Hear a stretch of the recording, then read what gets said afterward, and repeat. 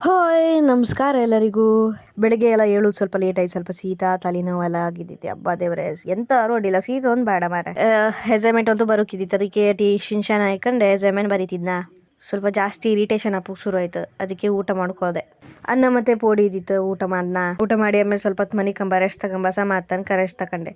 ಸಂಜೆ ಹೊತ್ತಿಗೆ ಒಂದು ಗಾಳಿ ಬಂತು ಕಣಿ, 4 ಗಂಟೆ ಸುರಿಗೆ. ಹಬ್ಬ ಎಲ್ಲ ಹಾರ್ಕಂಡೆ ಹೋಯ್ತಂತ ಅನ್ಕೊಂಡೆ, ಧೂಳೆಲ್ಲ ಒಳ ಬಂದಿತ್ತು. ಕಡೆ ಸಂಜೆ ಹೊತ್ತಿಗೆ ಸ್ವಲ್ಪ ಮಾತಿ ತಗೋಪ್ಪ ಅನ್ಕೊಂಡು ಸೀದಾ ಹಪ್ಪಲಕ್ಕೆ ಹೋಯ್ತು. ಹಪ್ಪಲಕ್ಕೆ ಹೋಗಿ ನಾನು ಪಪ್ಪ ಮಾತ್ರೆ ತಗೊಂಡು ಬಂತು.